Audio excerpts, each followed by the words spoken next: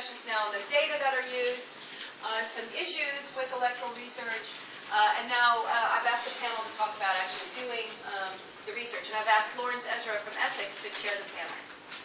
Okay. And he has agreed. So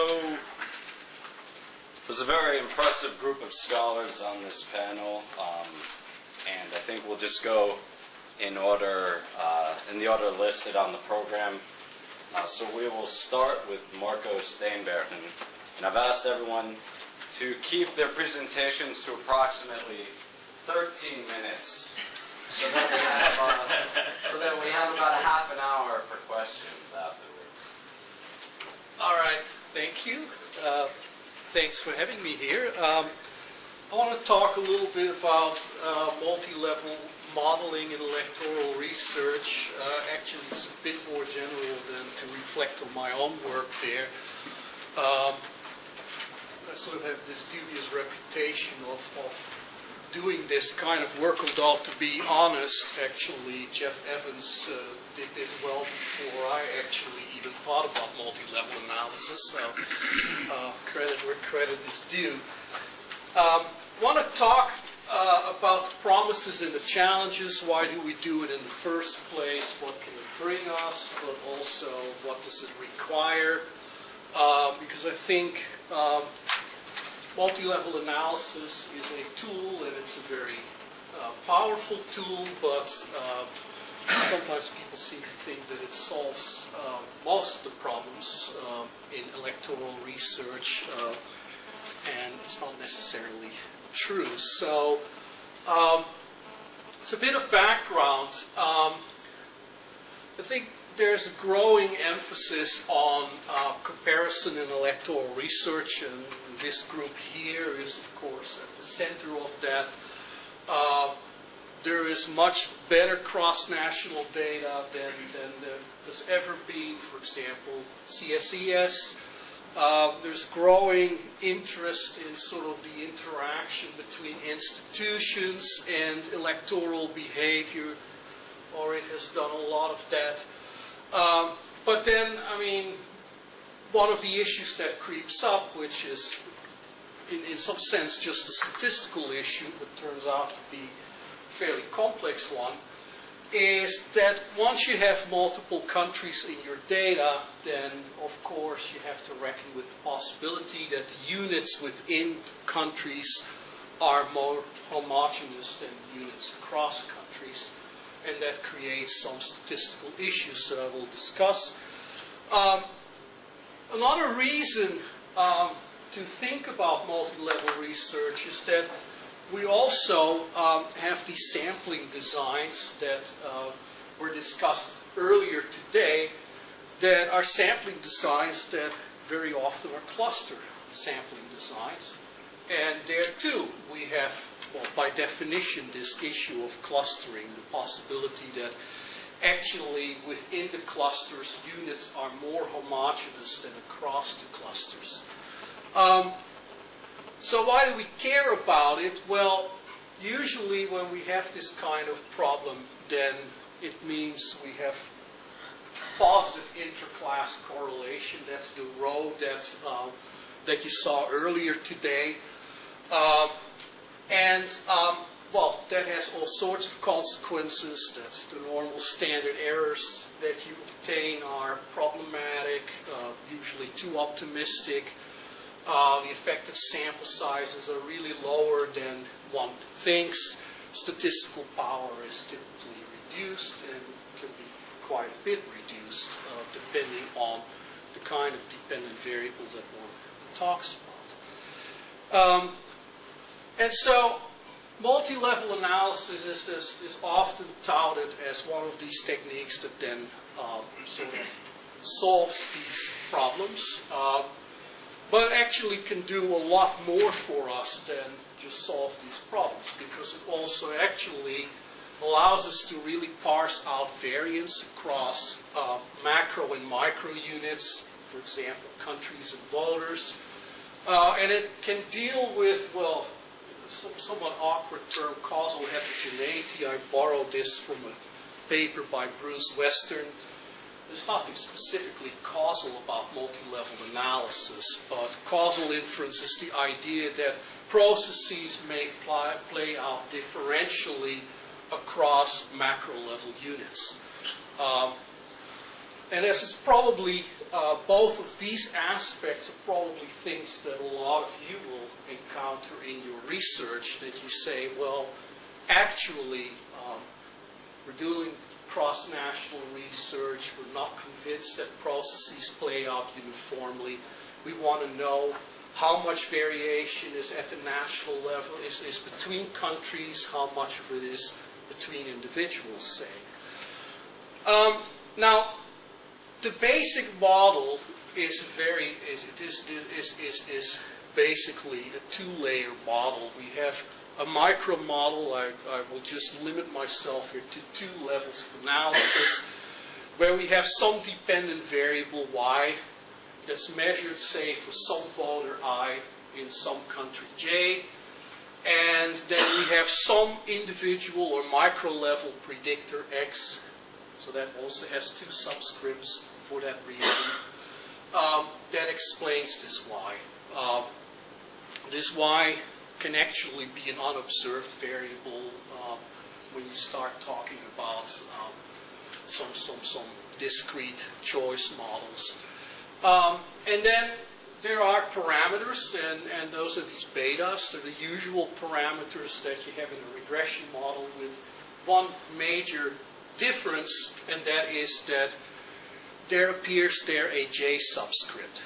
And that means, for example, on the first beta, that's the intercept, that we believe this intercept to vary across macro units, say countries, and the second beta, that we assume the effect of the predictor to vary, say, across countries. And then we can actually, because these betas in a sense now have been turned into variables, we can model them out, and that leads then to a macro model where you say, well, the intercept is some function of a predictor z, and so is the slope. It doesn't actually have to be the same z for the intercept and the slope. There's some error terms there, so there is some individual level error epsilon that captures the fact that we don't fully account for the dependent variable, and then there are deltas that indicate that, well, this variable z is not going to fully account for the variation in the intercepts and the slopes. And you put it all together, you get what is sometimes known as the mixed model, and that's the equation below. Now, do we need this kind of analysis? Well, it depends a little bit on whether one deals with linear models or nonlinear models. It depends a little bit on, at least within linear models, whether one treats this clustering as a nuisance or as something that is substantively interesting.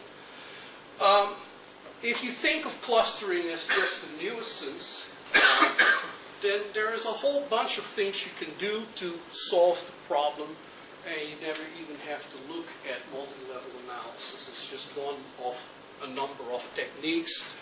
I mean, in some ways you could just throw in, say, country dummies, or you could do generalized estimating equations, or you can do some kind of sandwich estimator that we discussed this morning.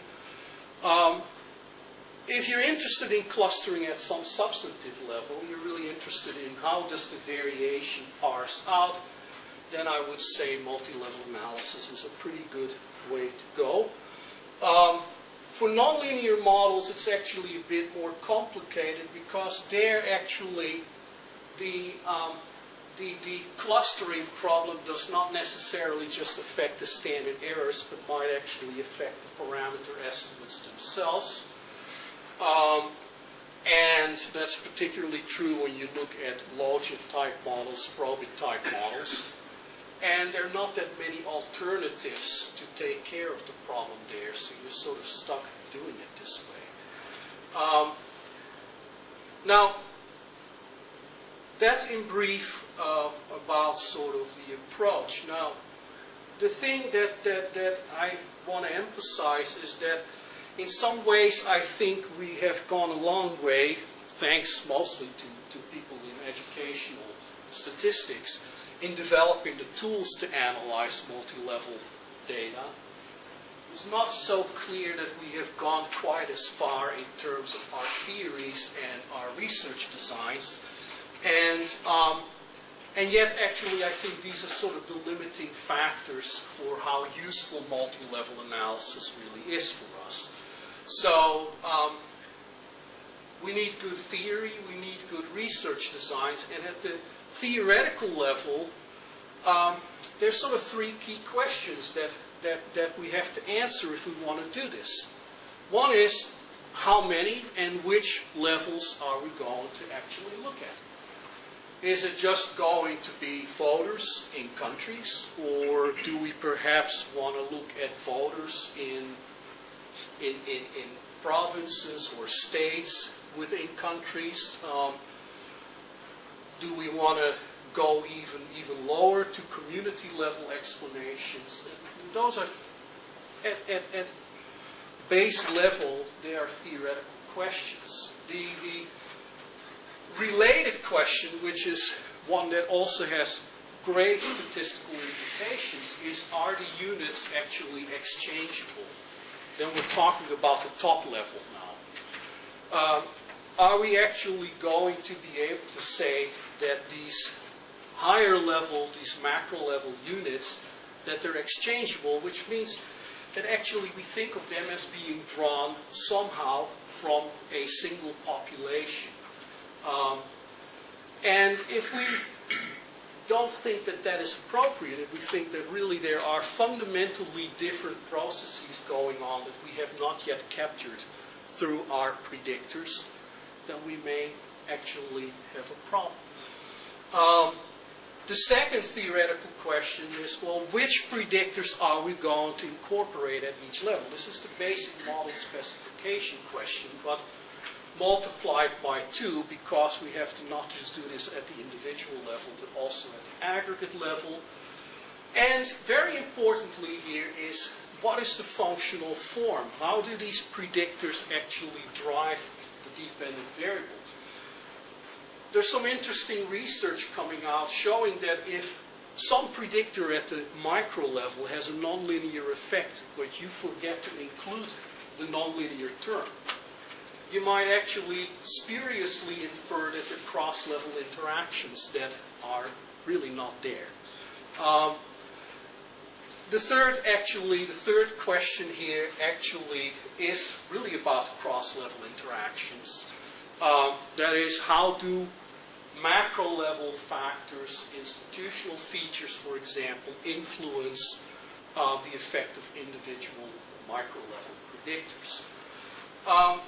And what I often see in electoral research is that especially when we get to that last question, I think people sort of don't address it, because most of what you see is that people basically just say, well, that's all we're going to let vary is this intercept and the slopes. We just assume that they're fixed.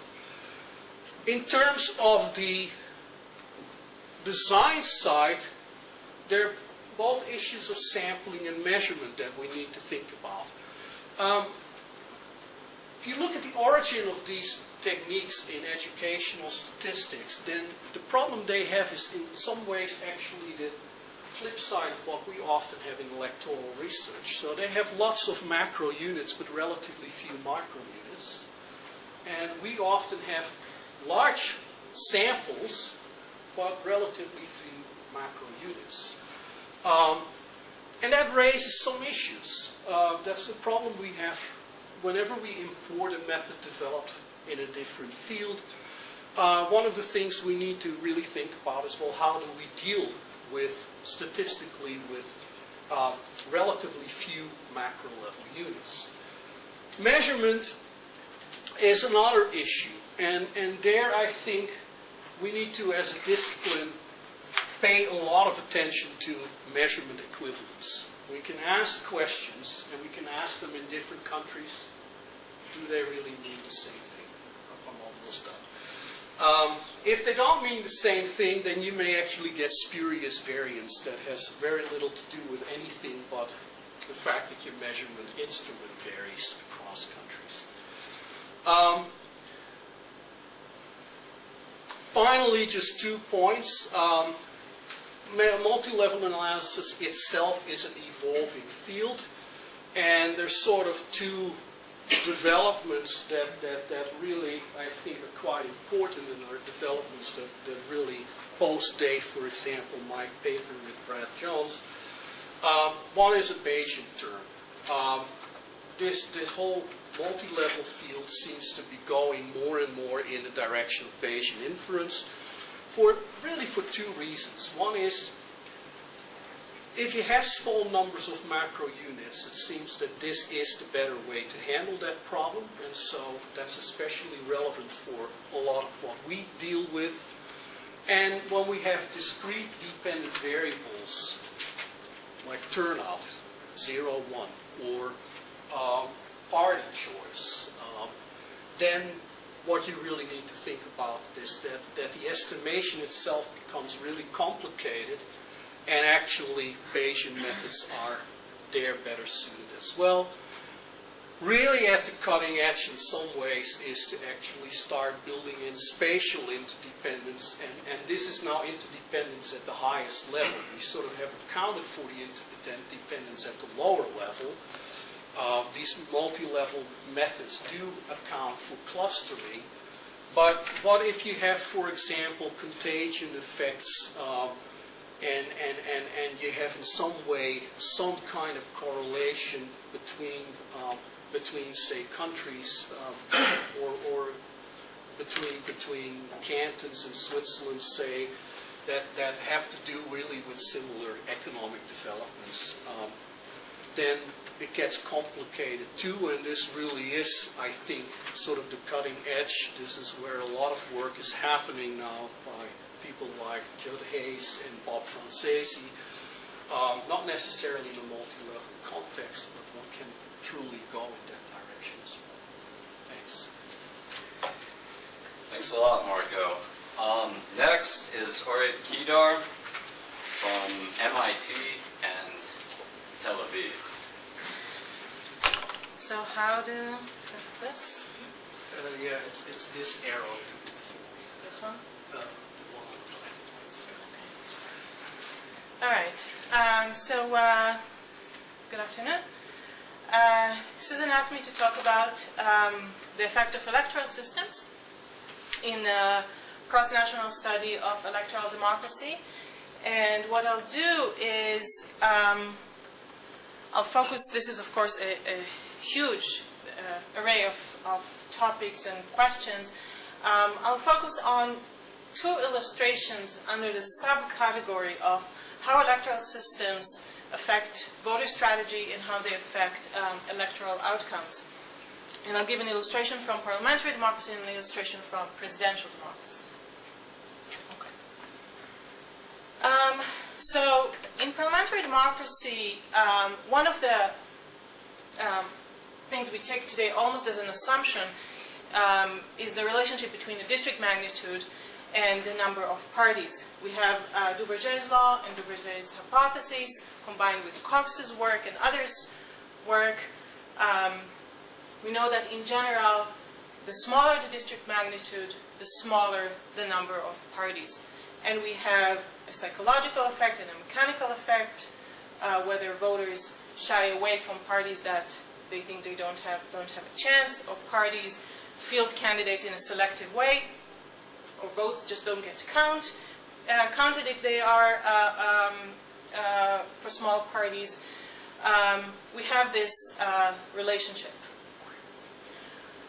One implication of this relationship is that the rate of proximity voting will increase with district magnitude. In other words, when district magnitude is larger, when we have fewer barriers for entry into the system for parties, into the parliament, for parties, voters might vote simply for the party that they prefer, assuming spatial framework for the party closest to them, while where they have more barriers, where district magnitude is very small, they would engage in one kind of another of strategic voting, and we'd see less strategic voting.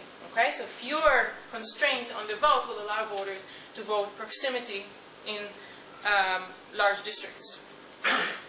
Okay, let's look at the empirics of that. We would expect then, is this the red? Yeah, we would expect then a positive relationship. What we have here on the vertical axis is the rate of proximity voting in 17 countries. This is based on CSCS Model 2. So in each country we have voters telling us where they are located on the left-right scale, where parties are located, and they also tell us who they voted for. So the vertical axis is simply the proportion of voters who voted for the party that they see as closest to them. Okay, this is raw data. On the horizontal axis, the district magnitude, or to be more precise, following Amorium, Nito, and Cox, the log district magnitude of the district electing the median legislator. Okay? And as we see, this is not statistically significant. There is really no, we can't say that there is a relationship. Now, it doesn't mean that Duverger was wrong or Cox was wrong, but what I think it does mean is that there is something, there is something, especially in those countries, that is pulling voters away from the party closest to them. Now, what would that something might be? Now, of course, there are other things like one's ethnic background and class and variety of things. I'm going to put them aside and focus on issues. As far as the electoral system or effects of the electoral systems are concerned, we can think about several things.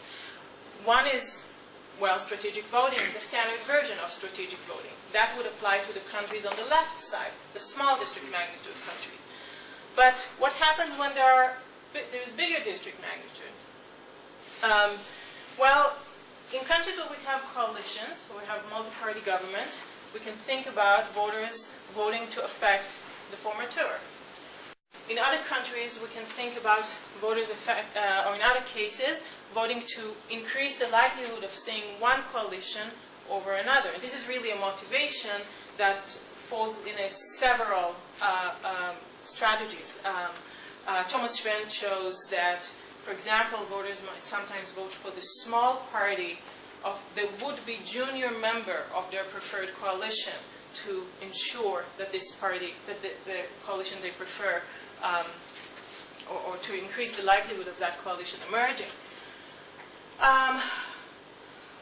There's work that's done with Matthias Barkstedt from University of Michigan showing that if you think that the coalition you would like to see is unlikely, you might desert your favorite party and instead support the lesser of evils among those you consider viable coalition parties, viable coalition members. So vote to affect the portfolio allocations or the weights in the coalition. That's another thing that might pull voters away from engaging strategic and proximity voting, and more general policy voting. Not even getting into the issue of coalitions. Groffman's work on the importance of the status quo and the idea of compensatory work, and others who looked actually more in the coalition case in particular, the idea that when power is distributed, where the system is more consensual, think about Switzerland, think about Norway, the Netherlands, voters might often vote for parties whose positions are more extreme than their own, simply to account for post-electoral dilution, watering down of their vote by negotiation after the elections. Just thinking about the explanations in here that engage, that talk about coalition governments in particular, and going back to this plot, let me take the rate of proximity voting and break these cases by type of government, whether we have single party or coalition government. The same data. Okay, on the left we have coalition governments, on the right single party government. I included Italy here just to be very conservative. I actually think it should go in the other category, even though you can see that the rate of proximity voting, contrary to what the standard version of strategic voting tells us, the rate of proximity voting is actually higher. Sorry, am I doing it? Am I? I'm supporting. Higher in a single party cases than in the coalition in a multi-party case, and this is statistically significant. Okay, now we can draw on this, and there's actually a whole field of hypotheses here to explore. In terms of the standard version, we can talk about the effect of the electoral threshold and district magnitude, which we talked about, but if voters really vote with coalition considerations in mind, then how empowered is the opposition would matter as well. In countries, again, think about Norway, for example, where the opposition has important authorities, and they participate in policy making via agenda setting in parliament, via the committee system, via conferences, then voters might have less of an incentive to shy away from their favorite party with coalition and go with coalition considerations. They might just stick with their with their favorite party. Again, another not quite electoral system, but an institutional effect. How is the formateur decided? Again, might give you an incentive to go with the biggest party or not. Okay, so this is just one set of examples here. In presidential democracies, one thing that has been observed repeatedly in the US is that the party of the president loses seats in Congress in midterm elections. This is a partial list. Many others worked on it. One explanation, which is the one I will focus on, is that it's a story of policy moderation or policy balancing. Voters use midterm election to balance the president. They want Congress to balance the president. There are other potential explanations. I will not, in the time that I have, systematically show that policy moderation is doing the work rather than the others. I don't have time to show that, but I would like to show how we can draw on institutional factors to parse out and try to untangle some of these explanations. Okay, so the first thing I do is look outside the US. So this is a comparative study of presidential and legislative elections in 34 countries in the post-war period.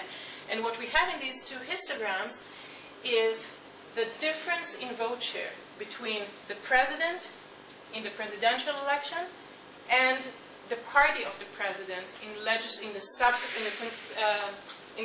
legislative election immediately following the presidential election. In this case, the two elections are at the same time. In the bottom panel, we have a time gap. Okay? So on average, you can see that the loss, the bigger number is loss of support for the president party. We have presidents, the parties of the president on average do 7.6% less well. Worse, thank you, than the president themselves. In non-concurrent elections, the effect is double. So this is most of Latin America and a few other cases. The US is included in here. Okay, now if the story is a story of policy balancing, a story of policy moderation, then one thing we should see is that the more powerful is the president, the more voters use midterm elections or off-year elections to balance against it. In other words, strong presidents would lose more than weak presidents. Okay? In concurrent elections, it shouldn't make much difference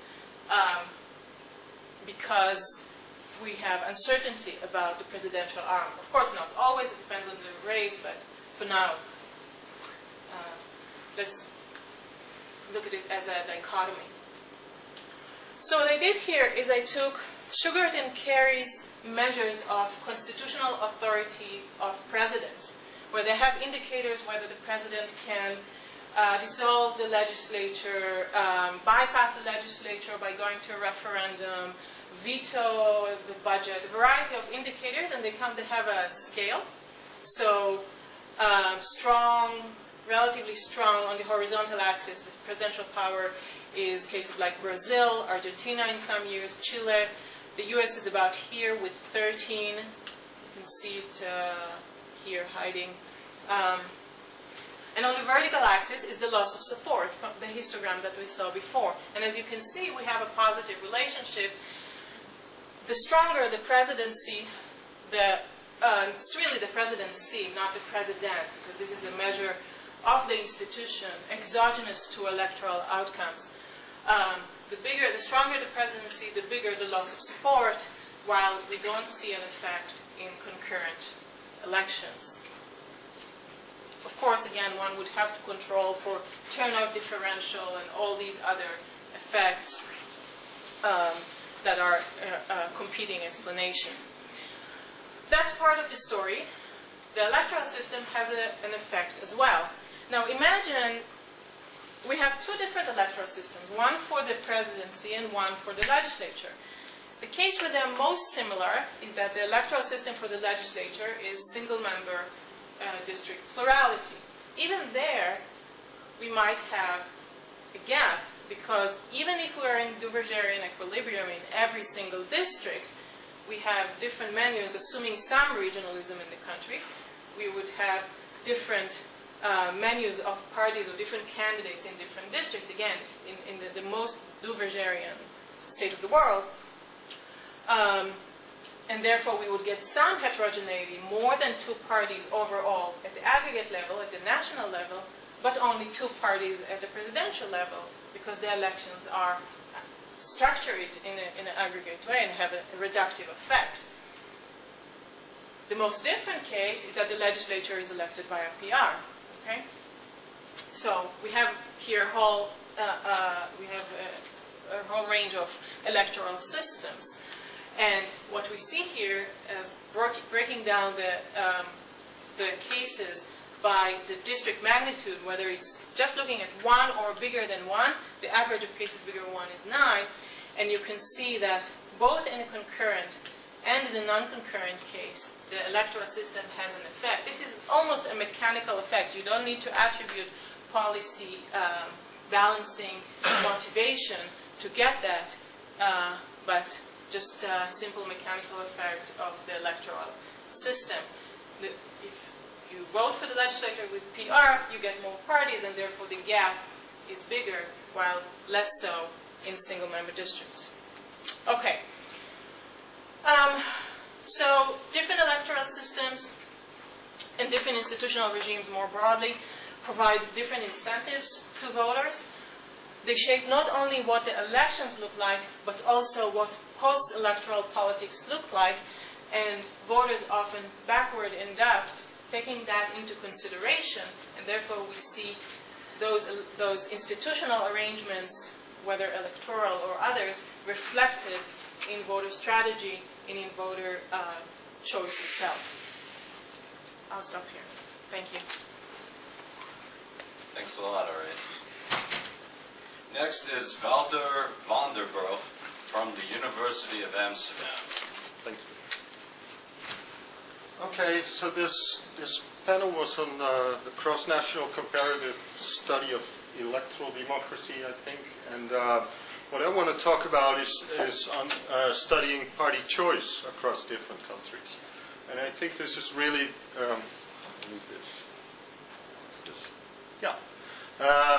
there's increasingly a focus on, in electoral research on the supply side of the choice process. I think if you look at the older types of electoral research, the focus was really on characteristics of voters and how they came to their choice for parties, and much less on thinking about elections as a market with a supply and a demand side, and that really to understand the choices of voters, you would have to take into account both the supply side as well as the demand side. So you wouldn't need to have characteristics of voters as well as characteristics of parties and party systems in order to understand the choice process. So increasingly, as also Marco pointed out in his presentation, there is a focus on these sort of macro variables in electoral research. And of course, interactions between characteristics of parties and party systems and characteristics of voters. So that's, I think, where the research on party choice is moving towards. That we're increasingly interested in the context and how the context shapes the choice process. But here we have a problem, and the main problem that we have, that we're faced with if we want to study party choice across different elections, that in each of these elections we have a different dependent variable.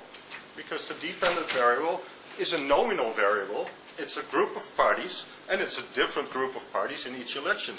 Even if you look within one country, it often changes. So you have a different choice set that the voters are confronted with. So, how have researchers dealt with this? What are the solutions that people have come up with for this problem? Now, much of the comparative research really has or starts off with single country studies, and then uses that information, aggregates that, and then looks at whether aggregate results or aggregate data vary across different countries. And for instance, Orit's presentation was mainly on aggregate data, and in this way the research or the variables are made comparable across different countries by aggregating. But if you want to look at the individual level, we still have a problem, and people have come up with different solutions. One is to dichotomize the dependent variable. For instance, say it's a vote for a left-wing party versus a vote for a non-left-wing party. That's one approach. Another approach has been vote for the government party versus a vote for the opposition party. So those have been the solutions. That, I think, is very problematic. Because that's really not the choice that voters are confronted with. That's not how voters look at parties. And the interesting thing is, because coalitions are often built between parties that are close, ideologically close, the competition that goes on within an electoral context is often within parties from the same coalition. So if you lump them together, you miss out on a lot of the competition that's going on between parties. So a lot of the voters will have high preferences for two government parties, for instance, and they and you miss out on that if you dichotomize the choice between opposition versus the government. Another approach has been to do a conditional logit type of analysis, where you need for each of the countries a base category if you want to include variables such as social class or religion, whatever. So you can't really go comparative unless you have independent variables that are really party specific. So sympathy for the candidate of a party, or left-right distance to a party, you can put those kind of independent variables in there. But if you want to build a cross-national comparative data set to study with a conditional logit model, you can't really control for many of the variables that you would like to control for, or that you may be interested in from a substantive point of view. And the third solution, one that I've worked with myself, which I think has a lot of advantages, is to try to measure party utility or preferences for a party. And basically, the way I and other colleagues who I have worked with have looked at party choice is really that the choice process is a two-stage process. In the first stage, people derive from all sorts of considerations preferences for each of the parties. And then in the second stage, they will vote for the party that they prefer the most. And basically, this is what a conditional logit model looks like. And it's also what a multinomial logit model looks like. The differences, or what people have used, is they use the information here, the actual vote choice, and from the vote choice and from the different probabilities that you get for different voters, they estimate the utilities of a vote for each of the parties. So basically, if you look at conditional logit or multinomial logit models, they basically try to estimate the utility for each of the voters of a choice for each of the parties. And of course that may work well in a two-party system, but the more parties you have, the less information you have here to estimate all of these utilities. If you only have a choice for one party and you have the information that a person has not voted for all of the other parties, then it's very difficult to estimate all of the utilities for all of the parties. And as a result, often if people use multinomial logit, they just throw out all of the small parties or come up with those kind of solutions. And something that Kees van Rijk and some other people have started to experiment with and work on in the Netherlands in the 1980s, have moved forward later, is to try to estimate party utility. And if you estimate that, and you estimate that for each of the parties, then you have a lot more information on which to estimate the determinants of the vote. And if you measure these utilities, then you can also compare them across different countries and across different elections. And therefore, you can then go comparative. And that's basically what we've been doing. And well, I should have had a different order in the bullets, but so the general idea is the same as conditional logit or multinomial logit, where in multinomial logit and conditional logit, the dependent variable is party choice. You estimate utilities on the basis of party choice. In our approach, we've measured them. We've measured these utilities, and we measure them by a set of questions which asks people, how likely is it that you will ever vote for party A in the future? How likely is it that you will ever vote for party B in the future, etc., etc.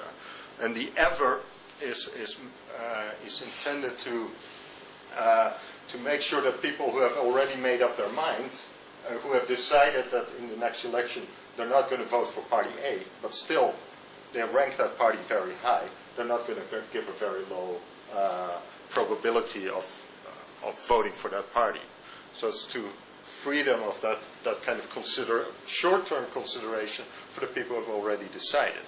But what we want to tap into is with these propensities to vote questions or probability to vote questions, PTVs as we call it, is to get a measure of party preference that is very close to the actual voting decision. And basically, and the way we estimate them is with these probability of future vote questions. We can set up a stack data matrix where the unit of analysis is the party or respondent by party combination. So you have for each of the respondent and each of the parties, you combine them. It's basically a similar setup as a conditional logit model in a sense. Only the dependent variables measured on a 10-point scale. So one could use either a Tobit or do just a linear regression model on that dependent variable.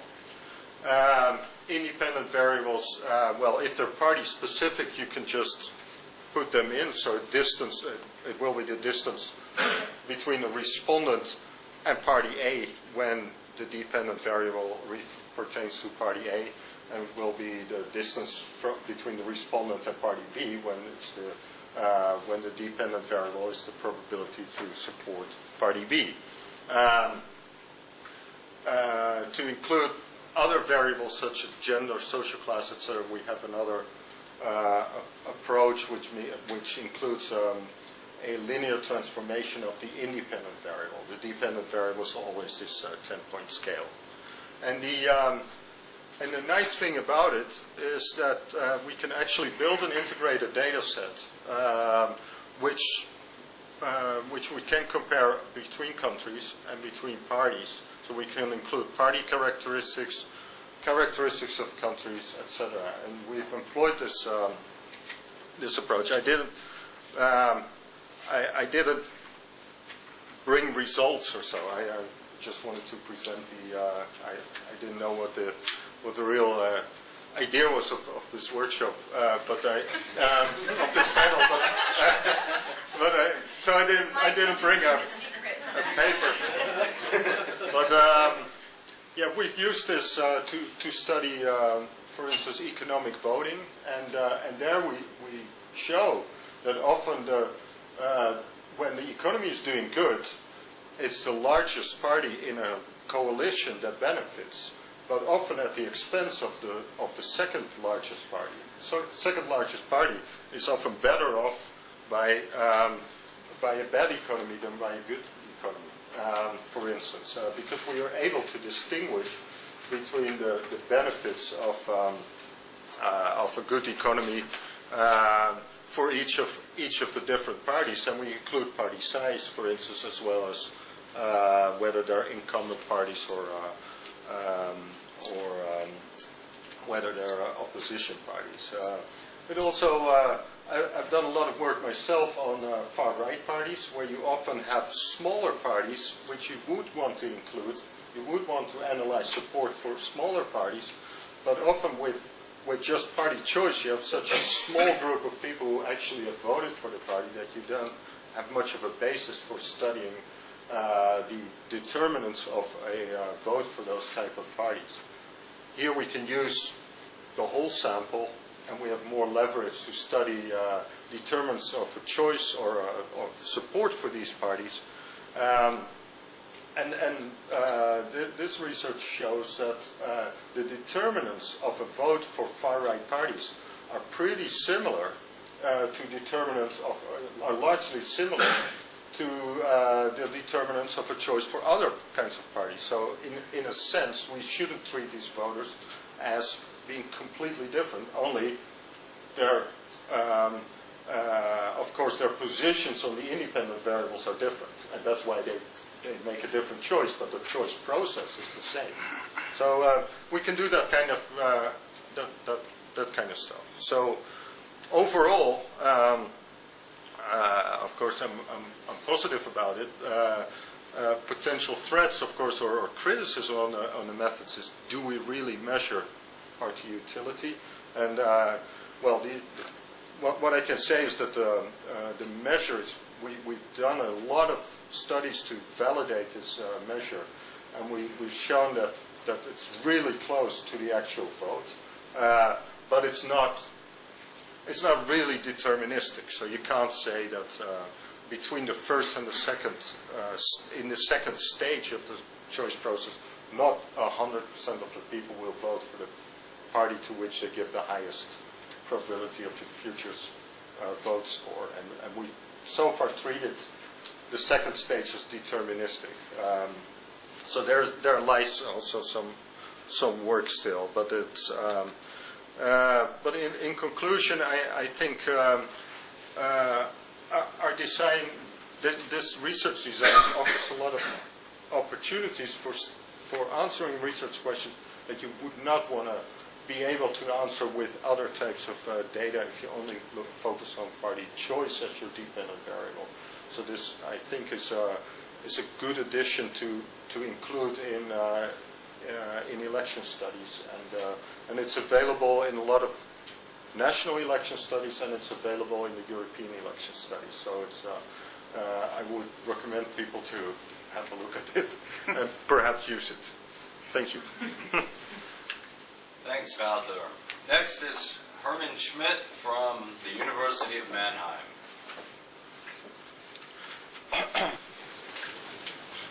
I have no pictures.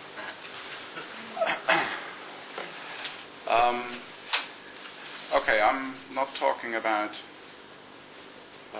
methods to analyze choices. I'm talking about a new,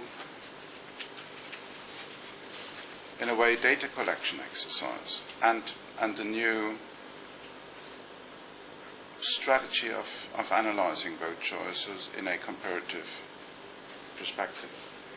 Before I go into that, I want to take you like 22 years back in time. It was a foggy, cold November day in Grenoble, and people who met there at this cold November day were members of what was called at the time ICOR, International Committee for Research into Elections and Representative Democracy. Members of this committee were the study directors of national election studies. For America, that was the study that had the longest way to come. Steve Rosenstone was there, and David Leakey. I was there as the representative of the European election study, which was still in its younger years at the time. What this committee wanted to do and kind of set out to do in Grenoble at the time was to agree on strategies how to promote, and this is 22 years ago, agree on strategies to promote comparative electoral research. And basically there were two strategies on the table, and as many committees do, it was not decided to take one. We decided we'd do both. One was to identify kind of the treasures of the holdings of national election studies. A series of studies that often date back half a century in America, in Sweden, in Germany now also almost half a century, etc. Britain. Try to identify kind of common ground in these studies, translate questionnaires so that everybody can understand what is measured, harmonize the data, and eventually produce a book. This book has been published in 2005. Well, it eventually came out. The editor is Jacques Thomassen, a friend and colleague of mine, of us. And the title of the book is The European Voter. So that was one option. The other option was, well, I mean, collect fresh data. That's in a way less of a nuisance. I mean, you can always collect your data, and if you can agree on a plan what to collect, it should also be easy to compare what you collect in different places. And this has then, because this second option has become what we know today as the comparative study of electoral systems. There's also a book out, more than one, but one kind of official CSCS book published this year on Module 1, editor Hans-Dieter Klingemann. All these guys were in Grenoble at the time, you know. Okay, so one strategy is go back in time, the diachronic perspective. The other strategy is maximize variation across systems. Now, what this is doing is trying to combine both. It's called, the title of the project came as a joke at some point. It's the true European voter. Why? Because we go beyond these 6 European voter countries, which were Norway, Sweden, Denmark, UK, Netherlands, and Germany. So in a way, this was the North Sea voter or something, but not the European voter. And we are doing the true European voter now. Okay, that's... I want to aim at the computer. Really? Oh, the one. Okay. Outline. Well, I'm talking briefly about democracy, challenges to democracy, some theory, purposes, means to achieve them, countries covered, expected results. All right.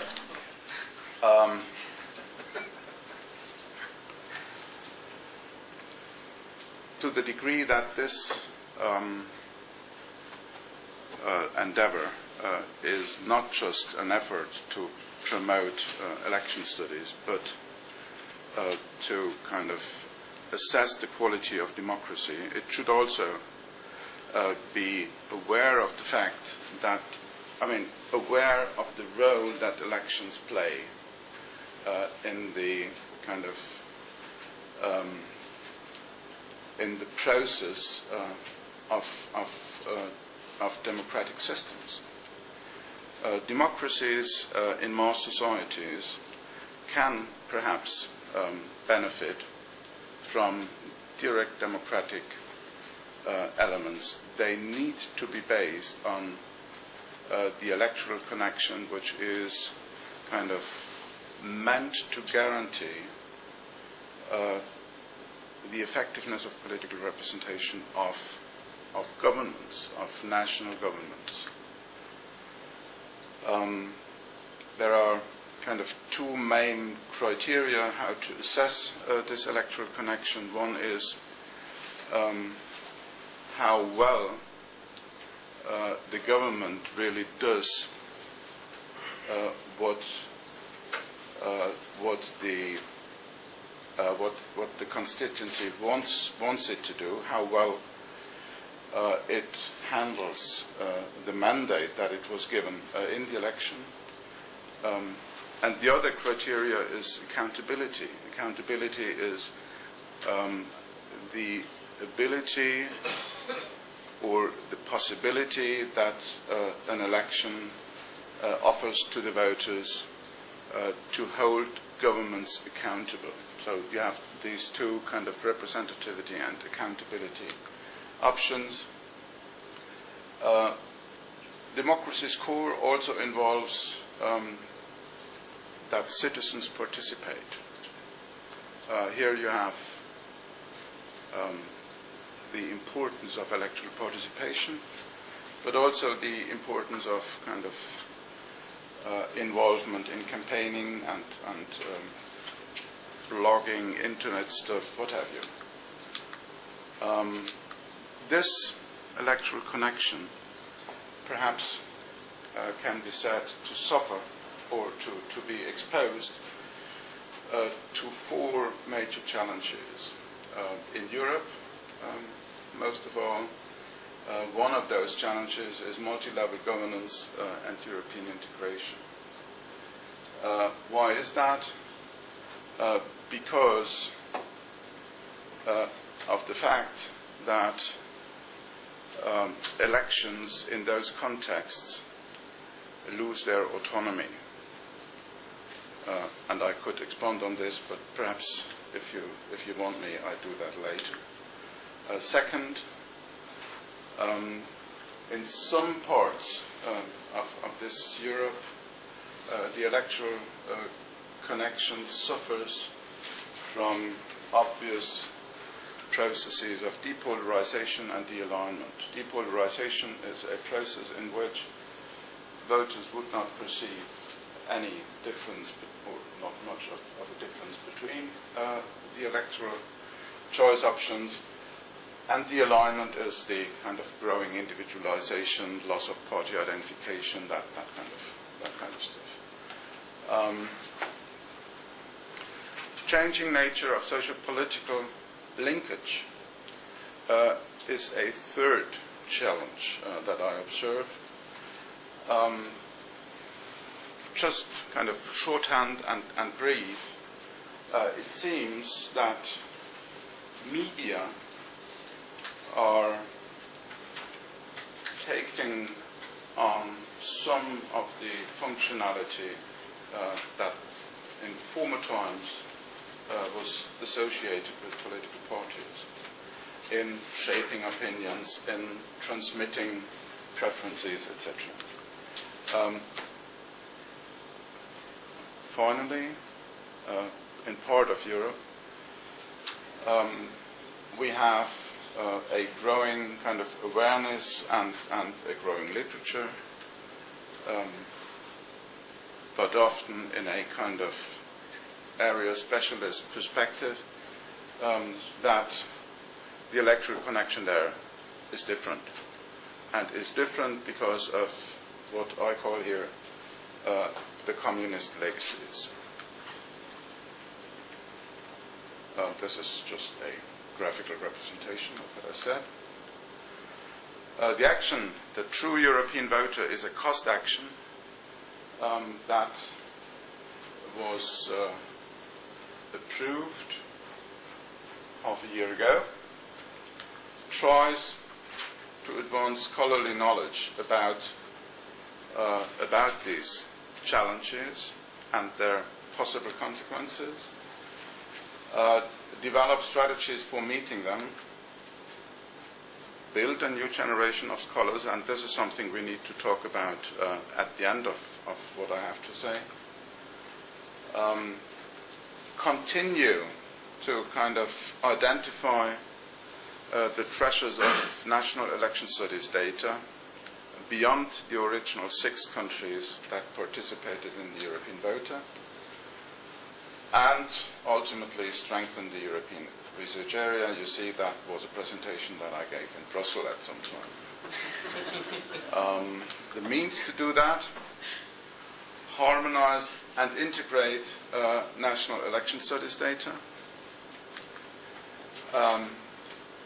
discuss the theoretical tools to explore it, develop the methodological tools to explore it. This is kind of goes in the direction of what we listened to before, then do the actual work. And disseminate the results in academia and politics. Countries that are participating in Western Europe: Sweden, Norway, Germany, UK, Denmark, and the Netherlands. Southern Europe: France, Italy, Spain, Greece, Portugal, and Belgium. And the East: Poland, Hungary, Czech Republic, Croatia, and Serbia. Well, let's go back for a moment. This is 6, 12, 16, 18, 19 countries. On the web page that is being set up right now, we have already 21, and we are looking to an ultimate number of 25 countries participating, including such kind of, how should I say,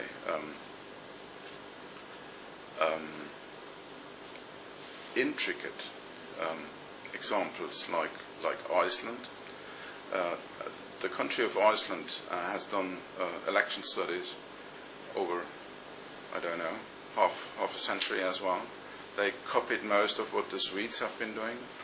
So it's a full kind of study tradition, and we are happy to include them in what we are doing. Okay. Expected results: better informed political process, 2 cooperative books, an integrated database that will be available to the kind of scholarly public, and a Europe-wide network of competitive young scholars. Oh, it's really, it's been an early version of the presentation I meant to give. There are 2 or 3 things that I can add here. One is that in the main analytical publication that we plan to prepare, there will be one kind of central difference to the European voter. The European voter had the vote as the dependent variable, and the different classes of predictors as the organizing principle of the book. So there was a chapter on class and religion, and there was a chapter on left-right orientations and ideology, and there was a chapter on party identification, for example, and there was a concluding chapter. The idea that we have for the true European voter is that we would organize the study and the ultimate publication not according to predictors, but according to contexts. So we would have a chapter, to give you an example, on how different kind of states of the economy affect vote choices. What the economy, and whether the economy is doing well or not so well, does to the weight of different predictors of the vote. That would be one chapter. Or another chapter would be whether the vote, 1 minute, whether the vote in post-communist democracies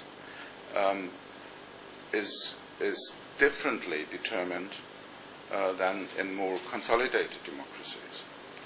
Or, to mention one very complicated contextual bunch of variables, whether different indicators of what once was called political culture, what difference this makes. Think of clientelism, think of populism, which in a way goes together with depolarization and things that I've mentioned earlier. How variations in political culture affect what we might call the vote function. That's the idea of the central one of the 2 main publications of the book. Last thought, last sentence, and it came out here a number of times. We will involve kind of an equally large share of young scholars in this project, and we plan to bring them together at least once a year in training camps, winter schools, and we might, it would make sense to me at least, that these 2 groups which have so much together, which have so many communalities in their professional orientation and everything, whether they couldn't be kind of brought together and share those training possibilities, training options. this is something that we need to talk about, and we'll let you know. Thank you very much. Thank you. Okay, I think we still have some time to collect questions from the audience for any of the panelists. So, does anyone? Michael? Yeah. Two questions. One on multi-level modeling and one on dependent variables. One on multi-level modeling. I know Jack Barrows is there, but and I'm hazy about it, it was a long way away, but I liked a very interesting presentation of multi-level modeling in Taiwan, the only time I was there. It's stupid all the way to Taiwan, it's that, but anyway, I did. And what struck me as very interesting about the way that was done is, in what's now become a fairly hackneyed phrase, they ran the multi-level model in the way that you suggested, and the clusters were, let's say, countries. And then they said, well, okay, so we've got a problem. I wonder what causes these differences across countries, and they then substituted a variable for the countries to see if you got rid of the degree to which you needed a multi-level modeling. And I don't seem to see many people doing that, and I mean, it's an observation that maybe you can answer. Why not? Because to some degree it seems to me if you're doing the multi-level modeling and you don't do that, all you're telling us is what we know already, that our ignorance is almost infinite, and even the things that we vaguely thought we know, we don't know. Whereas at least if you do that, maybe you can move forward at snail's pace. The question for Wouter, is that in the way that you use the utilities, as you say, it's a two-stage model, and the first you measure these utilities and you predict the utilities then from the independent variables, and that's very interesting because you know more or less that people vote for the party they like best.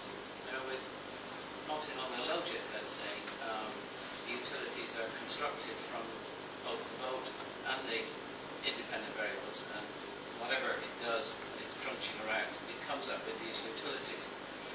But you can't then go to those utilities and say, oh, by the way, they vote for the party with the highest utility. Because if you do that, you will find that you've got far too many people voting for the largest party, and nobody voting for any of the smaller parties at all. So those sorts of utilities are obviously rather different, and they certainly have to be used in a different way. I wonder if you can comment on that. Should we hold off on responding to the questions until? Just but then we need to write it down. I'm not sure when Susan wants to wrap it up. So.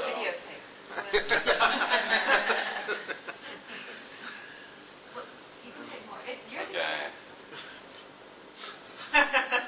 Are there any other questions?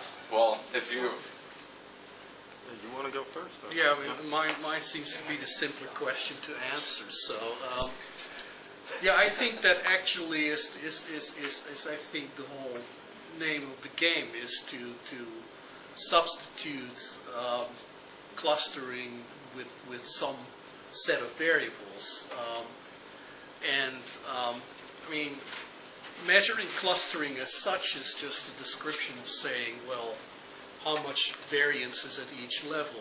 Where that variance comes from is then, of course, the interesting question. And one can, of course, one should then look for explanations. And maybe this sort of snail space is better than to sort of say, well, we have to have a set of of multi-level theories to guide this process. But I mean, ultimately, it is a theoretical exercise as much as a methodological exercise, and so. I mean, if you can find such variables, then in the limit you should actually, you should see that these higher level, that these variance components reduce, and in the limit that they basically vanish, that we have really accounted for the variation. And that's the goal, of course. Can I just follow up? I'm sorry. I'm just going to interrupt from the floor. But Michael, there are several publications which do exactly that. Yeah. Which I have more time to read things.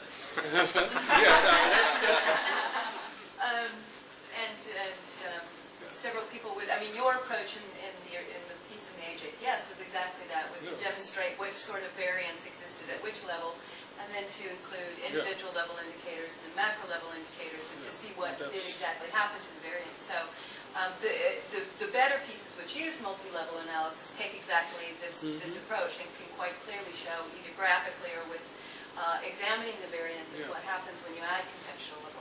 Yeah, and the nice thing then is that since you have variance components at different levels, is you can actually then translate them into R-square measures at different levels. So how well are you doing reducing variance at the individual level? How well are you doing explaining variation across countries in the intercept in terms of the effect of some individual variable? Okay, yeah. I'm not so sure what you're getting at. Of course, in this study, the dependent variable is the probability of a vote for a party. Now, for some people, the highest the highest preference will be for party A. For other people, for some left-wing people, they may be on the basis of their left-right distance to different parties, have the highest preference for party A, and other people will have the highest preference for party B. On the basis of that, you can predict their party choice, because then you have a prediction of the preference for each of the parties in a party system, and you can and we simply predict that a person will vote for the party for which he or she gives has the highest preference. Now, we can compare that to an election outcome, and in a validation study of the approach, we've done it on the basis of a Dutch national election study, and we compared the predicted election outcome on the basis of a conditional logit model, and we predicted the election outcome on the basis of our approach. And the predictions by the conditional logit model were just a little better, but of course that's the basis for estimating the whole model is the actual party choice. So it's not so I'm not so worried that the actual prediction is slightly better. It was just a few percent point better, but this approach got very close. So it's not the fact that we would predict that everyone will vote for the largest party. Of course not. That depends on all of the independent variables, what the prediction is. No, people vote for the party with the highest utility. Yes. Yeah. Yes. Yeah. If you extracted those utilities from a conditional logit and you said, what will each person do? They'll vote for the one with the highest utility. Yeah. You get the answer. Yeah, sure, but I mean, we're not really interested in the. Well, it depends on what you want to do.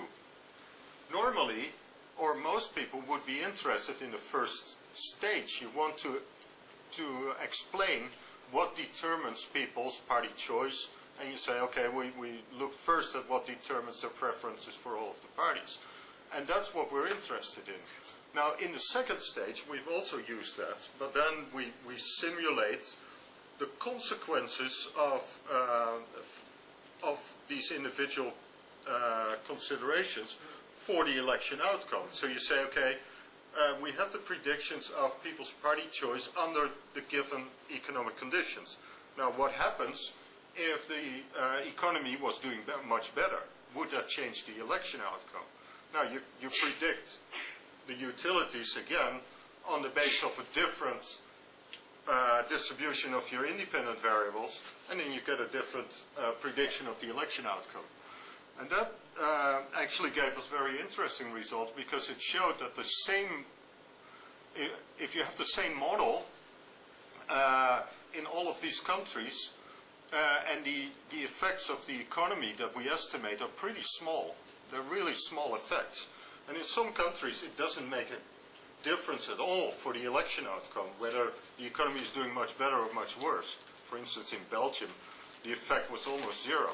But in other countries where there's a lot of competition between the two largest parties, in the sense that many people have high preferences for the two largest parties, there it made a lot of difference, and it could swing it could swing 10% of the electorate from one party to the other. So the consequences of the same kind of processes could be very different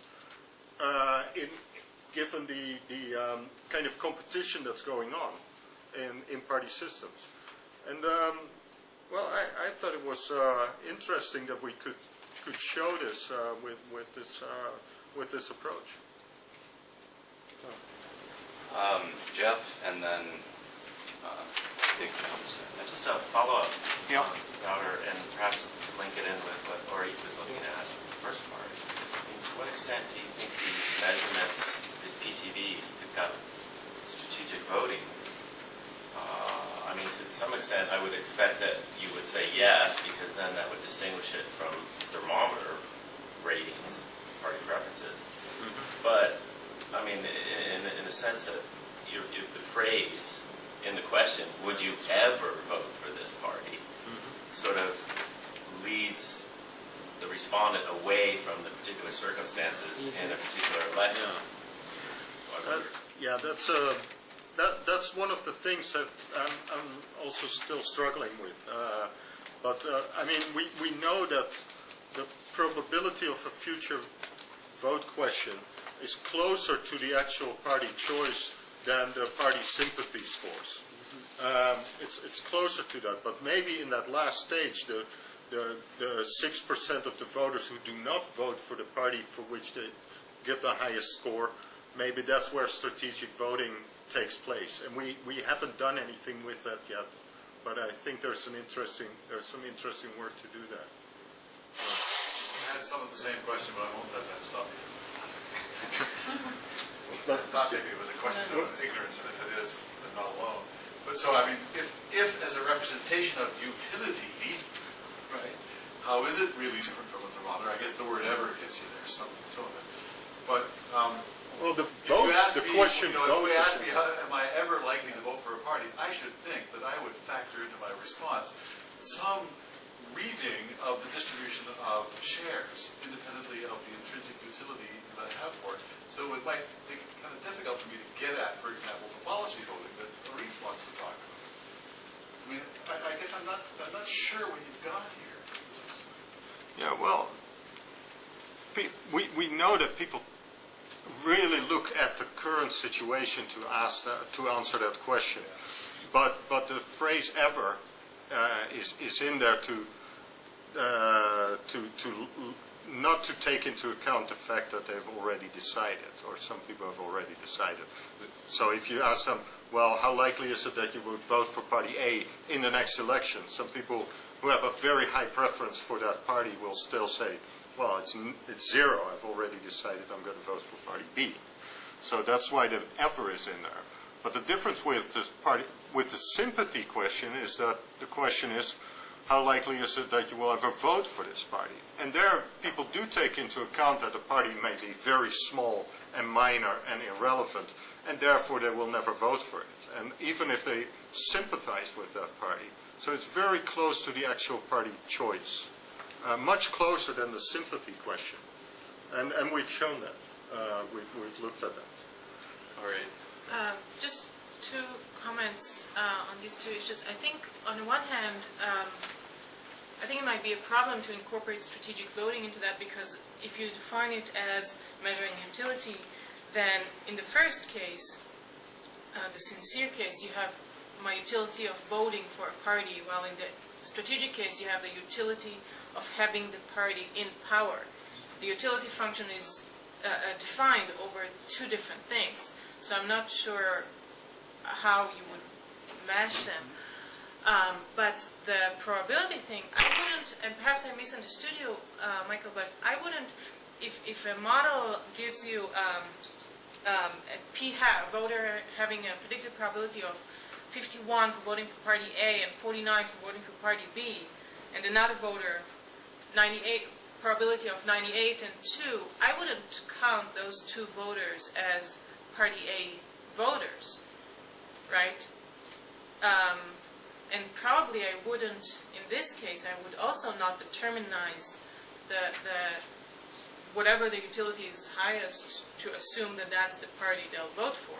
These two voters are not the same, and our predictions about them are not the same. So, Can I ask one question as well? It's more of a response to Orit's presentation. I think that there was a really interesting non-finding between the proximity voting and district magnitude. And because I think that it's very, I think the connection between parties and supporters, I think most people would guess that as systems became more proportional, or as district magnitude increased, that proximity measure would increase, and it was just a flat line. Yeah. No, I was struck by it, and that's sort of the empirical starting point for all these versions of policy voting, coalition voting. Now, I wouldn't take from it that Duverger was wrong or Cox is wrong. I think that what I think is probably going on is that there is a positive relationship, but then there are all these other motivations in proportional systems that we have discounted when we imported our logic from the Anglo-American model elsewhere, and all these other things are on top, and they account for, for the gap and why we don't see overall the relationship.